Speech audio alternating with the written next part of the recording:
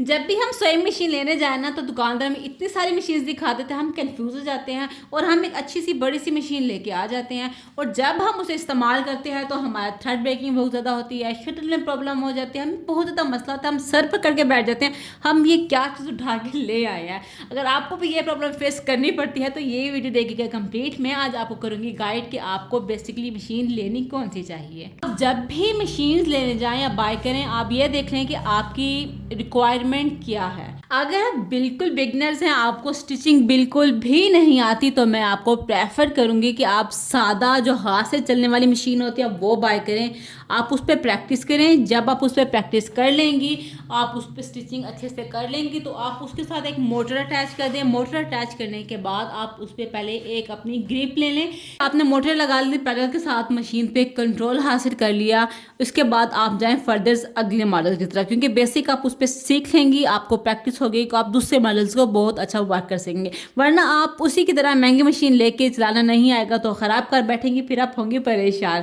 تو اب ہم کیا کریں، اگر آپ کے پاس سٹچنگ کا کام کافی زیادہ ہے، دن میں 2 سے 3 سوٹ جو ہیں وہ سٹچ کر رہی ہیں، یا آپ کا بوٹیک ہے، بہت زیادہ ورک ہے، تو میں آپ کو پریفر کروں گی اس طرح کی انڈسٹریل سوئنگ مشین پہ جائیں۔ یہ پروفیشنلس مشین ہے، اس کی ورکنگ بہت اچھی ہوتی ہے، فاسٹ ہوتی ہیں، آپ کو کسی قسم کا مسئلہ نہیں ہوگا، اس کا ریپیئرنگ کا مسئلہ نہیں ہوتا۔ اگر آپ نے دن میں 2 سے 3 ڈریس سٹچ کرنے ہیں تو اٹس بیسٹ۔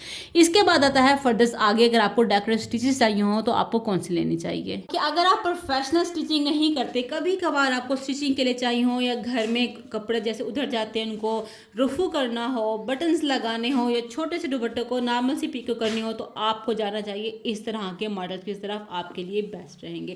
ان کا بینیفٹ کیا ہوتا ہے کہ آپ اس میں آپ کات بھی کر سکتے ہیں، اوور لاک بھی کر سکتے ہیں، اور آپ پیکو بھی کر سکتے ہیں۔ اکثر ان مشین کا سنتے ہی ذہن میں آتا ہے کہ ہماری پیکو کا رزلٹ یا اوور لاک کا وہ نہیں آتا جو ہم بازار سے لیتے ہیں، لیکن جہاں ہم بازار سے کراتے ہیں وہ ایک پروفیشنل مشینز ہوتے ہیں، وہ اسپیشلی اس کام کے لیے ہوتی ہیں، ان کی ورکنگ 100% ویسے ہی ہوگی۔ جو اس طرح کی مشین ہوتی ہے نا، ملٹی فنکشنل مشین میں دیکھیں مختلف پیٹرن دیے ہوئے ہیں، کاج کا دیا ہوا ہے، اسٹچ کا دیا ہوا ہے، زگ زیگ جس سے ہماری پیکو ہوگی، اوور لاک ہوگی، ایک دوسری چیز اور دیے ہوئے ہیں، بلینڈ ان اسٹچ وغیرہ ہو گئی۔ تو یہ مشین اس طرح کے چھوٹے موٹے کام اور سادہ سٹچز کے لیے بیسٹ رہتی ہیں۔ اگر آپ چاہ رہے ہیں کہ اس میں بہت زیادہ امبرائڈری وغیرہ کریں گے، آپ فری ہینڈ امبرائڈری بھی کرنا چاہیں وہ بھی کر سکتے ہیں، ساتھ میں اس کے ساتھ جو فٹ کٹ آتی ہے نا وہ لگا کے آپ کافی زیادہ اپنے کپڑوں میں سٹچنگ کے ساتھ ویریشنز کر سکتی ہیں۔ اس مشین کا یہ بینیفٹس ہوتا ہے۔ اس کے بعد اکثر ہوتا ہے کہ یہ مشین تھریڈز وغیرہ بہت توڑتی ہیں، ایسا نہیں ہوتا، نیڈلز کو ہم ان کے اکارڈنگ ایڈجسٹ کرنا ہوتا ہے فیبرک کے، ہمارا ورک بہت ایزیلی ہو جاتا ہے۔ ان مشین کے ساتھ پیڈلز دیا جاتا ہے جس کی وجہ سے ہم اپنی مشین کو کنٹرول آرام سے کر سکتے ہیں۔ جو سادہ سلائی مشین سے شفٹ ہو رہے ہوتے ہیں اس مشین کی طرف، تو ان مشین کی جو سپیڈز ہوتی ہیں وہ ہائی سپیڈز نہیں ہوتی، نارمل ہوتی ہیں۔ جو ابھی فردر فرسٹ سٹیپ کے بعد سیکنڈ سٹیپ لے رہے ہوتے ہیں ان کے لیے اس طرح کی مشین کو یوز کرنا کافی آسان ہو جاتا ہے۔ مشینز کا اگر آپ اس طرح کی ڈیزائننگ میں یا ڈیکوریٹو بلڈنگ سٹچز طرف جا رہے ہیں تو آپ نے یہ دیکھنا ہے کہ وہ مشین بائی کریں جس میں ڈیکوریٹو سٹچز زیادہ ہوتے ہیں۔ سٹیپ بائی سٹیپ جائیں گی تو آپ کی ورکنگ 100% اچھی ہوتی جائے گی، آپ کو پرابلم فیس نہیں کرنی پڑیں گی۔ اب دیکھیں جنہوں نے یوز کر لی، اب نیکسٹ ہم اب لینا ہے تو بلڈنگ سٹچز زیادہ ہوں۔ اب یہ دیکھ لیں اس کے 23 بلڈنگ سٹچز ہیں۔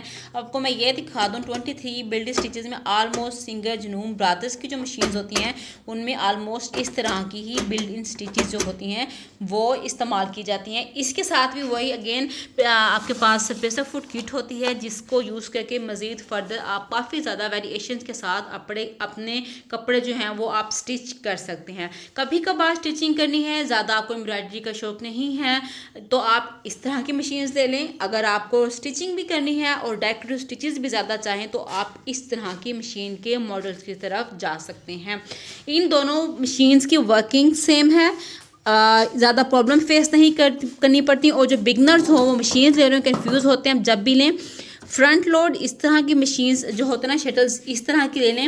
یہ نارمل مکینک جو ہوں وہ بھی ان کو ریپیئر کر سکتے ہیں، اور ان مشین میں بہت کم سے کم پرابلم جو ہوتی ہے وہ آپ کو فیس کرنی پڑتی ہے۔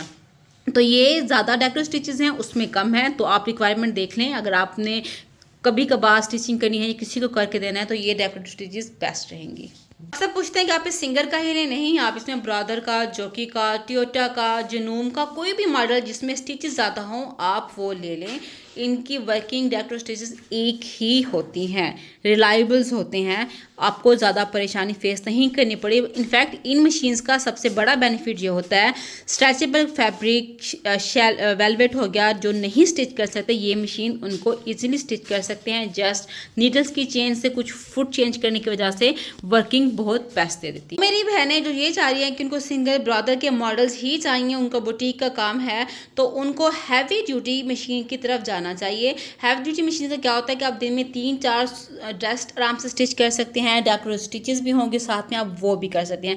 ये मशीन भी बहुत अच्छी है, आप अगर मेरे चैनल पे जाकर देखें मैं काफ़ी सारे ड्रेस स्टिच किए हुए हैं, लेकिन वो थोड़ी हैवी ड्यूटी मशीन्स होती हैं, आपने लगातार कॉन्शियसली काम करना हो तो उन पे आप कर सकते हैं। वो भी आप किसी भी मशीन ब्रांड का कोई भी मॉडल्स आप लेना चाहें हैवी ड्यूटी का आप ले सकते हैं। हम आते हैं नेक्स्ट मॉडल्स की तरफ। अगर आपको एम्ब्रॉयडरी बहुत ज़्यादा पसंद है या आपका बुटीक है, आपको एम्ब्रॉयडरी बहुत ज़्यादा करनी पड़ती है, तो मैं आपको प्रेफर करूँगी आप इस तरह के मशीन के मॉडल्स की तरफ आ जाएं। अब इसमें देखिए मैं इसमें इतनी सारे डेकोरेटिव स्टिचेस आ जाती हैं, और इसके साथ क्योंकि ये मेमोरी क्राफ्ट मशीन है, आपको मेमोरी कार्ड दिया जाता है, डिज़ाइन डाउनलोड करके आप काफ़ी सारी जो है वो वेरिएशंस करना चाहें आप काफ़ी सारी वेरिएशंस कर सकती हैं। और एम्ब्रॉयडरी के लिए ये मशीन सबसे बेस्ट है, क्योंकि इसमें काफ़ी वेरिएशंस आपको मिल जाती हैं करने के लिए, डेकोरेटिव स्टिचेस मिल जाते हैं काफ़ी ज़्यादा करने के लिए। ये मॉडल्स उनको ही प्रेफर करूँगी जो इस तरह के मॉडल्स को पहले यूज़ कर चुके हैं, उन पे ग्रिप आ चुकी है, फिर जाके आप फर्दर ये वाले मॉडल्स खरीदें।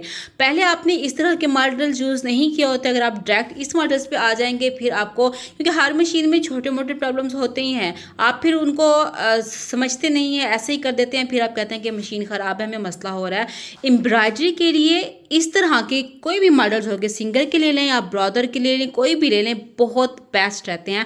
आपने मेरी वीडियोस देखी होंगी ड्रेसेस की जो मैंने डिज़ाइनिंग की है, अगर आपके पास ये मशीन का मॉडल्स है पड़ा, आप स्टिचेस भी कर सकते हैं, डेकोरेटिव काफ़ी ज़्यादा एम्ब्रॉयडरी भी कर सकते हैं। अगेन प्रेशर फुट किट आप लगा के काफ़ी ज़्यादा मज़ीद और वेरिएशंस करना चाहें वो कर सकते हैं, क्विल्टिंग करना चाहें क्विल्टिंग कर सकते हैं, मतलब कि जो कुछ आप सोच सकते हैं वो आप इससे कर सकते हैं। और ये मॉडल्स मैं उनको ही प्रेफर करूँगी जो पहले इस तरह के मॉडल्स को यूज़ कर चुके हों, फिर आप इस पे आएँ, आप बहुत इंजॉय करेंगे। करती हूँ आपके तमाम डाउट्स क्लियर हो गए होंगे। ये थी मेरी डिटेल में वीडियो कि आपको कौन सी मशीन लेनी चाहिए, कौन सी मशीन आपके लिए बेस्ट होगी, आपको समझ आ गई होगी। वैसे भी ज़ुहैब मशीन पे 11-11 की सेल लगी हुई है, आप डिस्काउंट के साथ मशीन्स ले सकते हैं, साथ में गिफ्ट मिल रहे हैं, प्रेशर फुट किट ले सकते हैं, आप कुछ भी लेना चाहें ले सकते हैं, तो उसको भी इंजॉय कीजिएगा, क्योंकि मैंने ये मशीन 2 अपनी ऑलरेडी ज़ुहैब से ले चुकी हूँ, मेरा एक्सपीरियंस बहुत अच्छा रहा है। तो वीडियो अच्छा लग गया तो लाइक करना मत भूलिएगा, ज़्यादा से ज़्यादा शेयर करें ताकि बाकी भी इससे फ़ायदा उठाएं। मिलेंगे नेक्स्ट इस तरह की मोर इन्फॉर्मेटिव वीडियोज़ के साथ, तब तक के लिए हाफिज़।